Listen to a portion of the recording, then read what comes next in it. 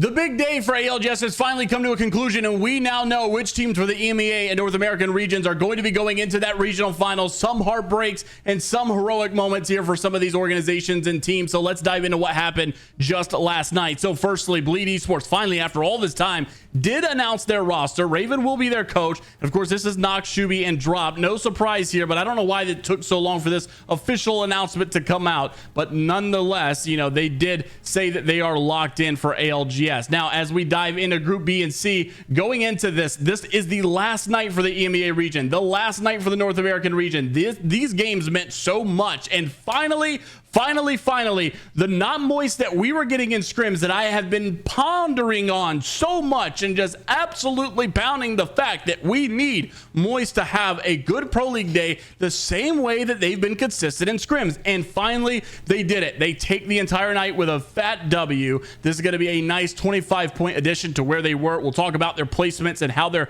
stacking up in the regional finals as far as seed goes. Not moist, though, did win the night. TSM in second, LG in third, Furia in fourth, Bleed in fifth, Complexity in sixth, Oblivion in seventh, Board in eighth, Disguised in ninth. Not a horrible placement, but considering how bad they started off this season, it was not obviously good enough, and we'll dive into that in just a second as well. Cloud9 in 10th, Temper in 11th. You'll see how big of a deal that one was. Fluffy Aimers in 12th, Vanity in 13th, EC in 14th, Liquid, Empire, Native, NGNL Flat, and the Stallions here in dead last. So these were huge games here for some of these teams, and unfortunate, a big heartbreaker for some of these as well, and you'll find out here why. So Team Falcons currently in first, Furia in second, TSM overall in third, LG overall in fourth, SSG in fifth, Bleed in sixth, Liquid in seventh now, Pioneers in eighth, Complexity in ninth. Not moist jump all the way up to the number 10 position.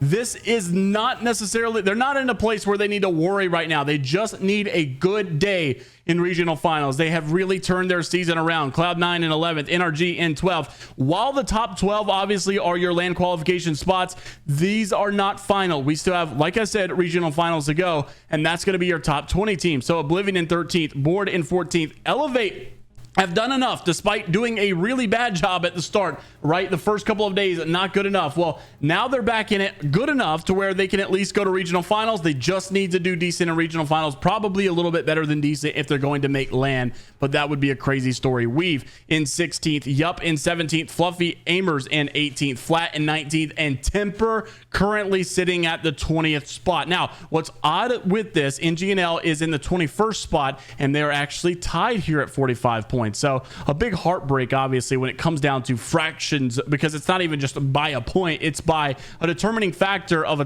tiebreaker, right? Oxygen Esports, a big letdown here. CCE in 23rd, Disguised in 24th. Obviously, not only not doing enough, but also sitting in the spot where all these teams under 22, like Oxygen barely getting their Pro League spot back. A lot of these other teams getting relegated from Pro League, unfortunately. Interested to see how this Disguise thing works out. Of course, they're going to champ still. They did really good in Split 1, so poorly in Split 2. What does that imply for the future of this team? Obviously, you know, Enemies kind of said he's going to be sticking it out with Disguise for champs. What happens after that, or with Design for champs? What happens after all of that, I guess, is still subject to change. But you did get some of these, you know, announcements coming out. Alberlelli basically saying the following: no matter how much effort I put in, nothing ever changes. This crap sucks, but I'm not done. Right now, everything is uncertain. I don't know where I'll end up, but I'll believe that I'll get better where I belong eventually. And I just want the LAN experience I was robbed of years ago. And it's unfortunate, obviously.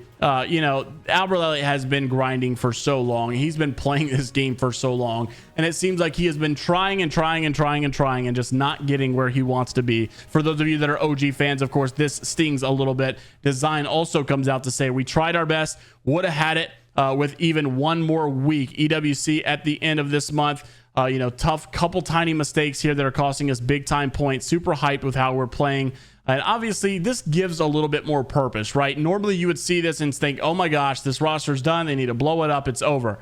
Then you have the situation where they're getting ready for, you know, the World Cup. Now you have a big tournament to still look forward to. So I guess at the end of the day, it's not that big of a deal, right? And they get in based on their ALGS Split 1 placement. So it is a weird scenario where they should be concerned and worried and thinking roster changes, maybe this, maybe that.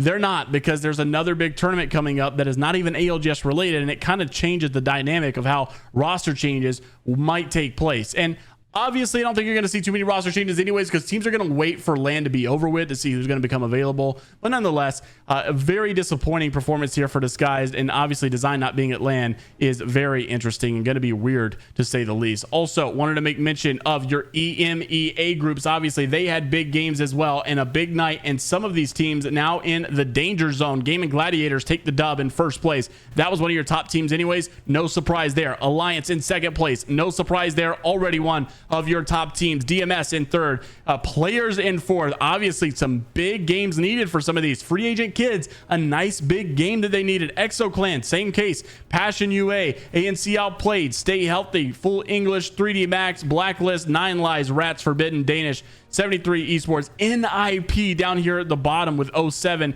Vex and Passion obviously did not play. So these are big games for them. But now let's take a look at their overall placements as well going into regional finals. Alliance going to be in first, your number 1 seed. Gaming Gladiators with your number 2 seed. FaZe with number 3. Passion UA at 4, Trojan at 5, Navi at 6, Go Next in 7th. Now, what really gets weird here is seeing where NIP is, but EXO in 8th, Free Agent Kids up in 9th, Danish, DMS, and NIP, what should have been, obviously, they were like right here at 11th place with 4 games in, and you think back-to-back games, surely these guys do enough to get in the top 8. But no, these guys have not had the greatest of nights. I think yesterday they were average. Today, or the day before yesterday they were average. Today they were really subpar, like just not doing good at all. And so it's unfortunate. But Blacklist International here at 13th. Atlas Players Aurora in 16th. Not a good not a good showing for them either in this pro league split. Stay Healthy, Cybercats, ANC Outplayed, and Eternal are your top 20 teams here. Then you go into 21 and 22. These teams should be invited back to pro league, of course. This is the normal trajectory of how they do things. But then obviously you've got your your relegated teams here as well, which I guess you could just see here on screen. Here are your relegated teams, or at least should be relegated. The same for North America also. But very interested to see how it all plays out. Obviously, you've got big games still, to say the least. Regional finals is everything at this point, right? If you have Aurora just do good and pop off in regionals, yes, they can make LAN. 25 points for a first place is huge. That's going to put them, all the way up at like the 80s almost. So yeah, that's a very likely chance that you'll do solid, but they need a big, it cannot just be a top 5. They need a big win in order to make this happen. NIP, honestly, they just need to probably not bottom out again. If they could just get top 10, they might do enough.